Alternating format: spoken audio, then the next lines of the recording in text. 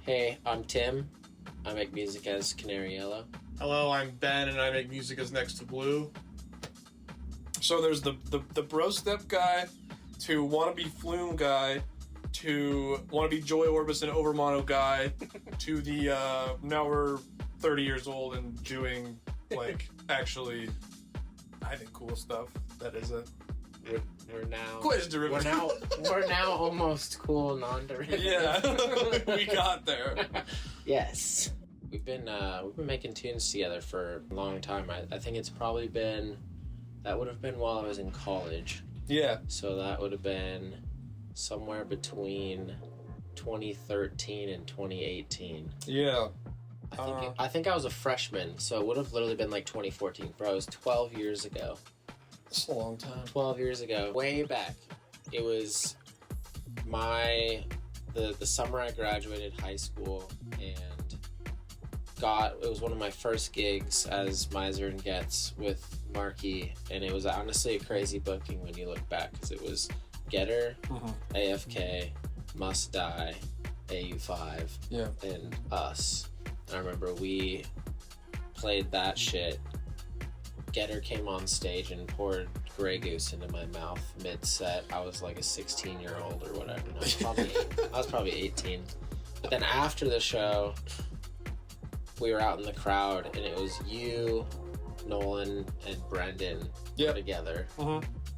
Frequent and Kovacs, all still killing it. And you guys were like, how did you guys get this gig, man? Yeah, really. How did you play this? What you gonna do this? Because Nolan had just done a remix for AU5. Yeah. That was like right when he was on his uptake, got that like Ausla remix and all that shit. Lots of lore, it goes way back. There's a lot of Denver style lore to go around. I think the one thing I do remember is going to his apartment. This is when you were living in an apartment in Boulder. Yep. And you messaged me and you said, hey, we won this remix competition. It was like a Red Bull thing. And he was like, I got this acapella from Povey. I won no. So that was different, actually. I was misremembering. We won, you were right, Red Bull. We won a Red Bull DJ competition at Absinthe House, like the worst little bar for like just turned 21-year-olds and older, and it was a silent disco. Anyways, we won that. So then we earned like a studio session with the Red Bull Selects people, and they were like, yeah, we'll bring a vocalist in. It was Povey, who I've since run into here in LA. That's a crazy story too. Yeah. Multiple threads of... Okay. No, it's nuts, but you can keep going. So I go to his apartment, and this is when we were deep in Future Bass land, in the era where everybody wanted to be Flume. And Carmack and Sam everybody kind of fell... Well, not everybody, but white boys fell victim to this disease, and it was a lovely disease, and I learned a lot, but... SoundCloud era. Yeah, it's very heavy SoundCloud days, and we made something that was pretty cool. It was right when the Flume's Skin album was about to drop, and we were like, this is the best thing ever. This is it. Still quite good. Step. And we'll play that, a little bit of it, not all of it. Play it now. Every time I breathe you in, it's so intoxicating. I can't see through. Pull the plug.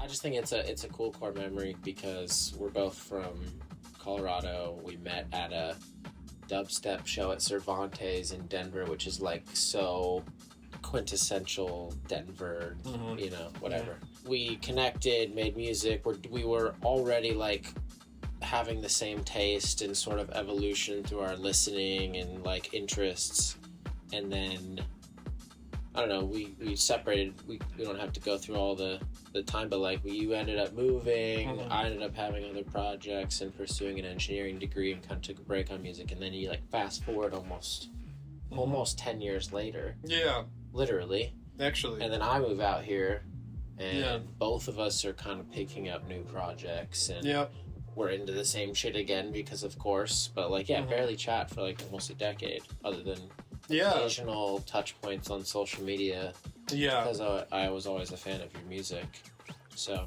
And I too of Tim's and Mark's as well, but I think we both just kind of matured a lot. Like, we both did the college thing in different ways, and then we kind of both ended up in LA.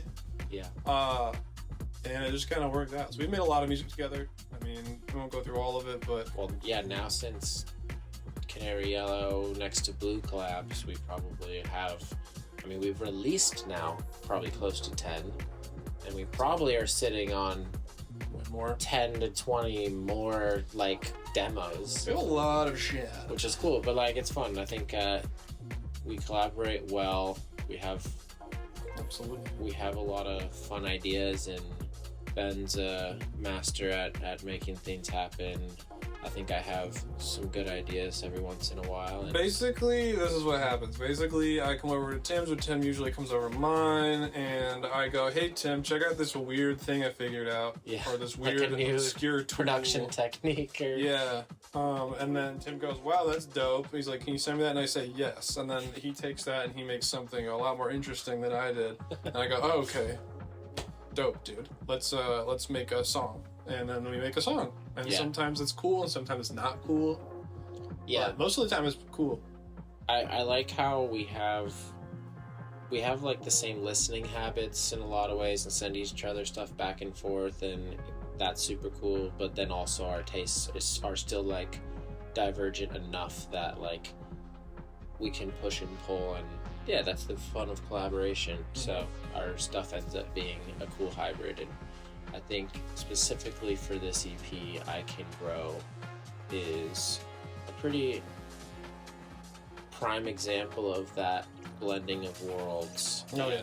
It started out kind of like really resampling heavy with the tech house kind of influences, and then we steered it a bit more progressive and got that emotional bit into it. But yeah, it's super cool. I think it's a unique track, kind of stands on its own, and the people can receive it however they want.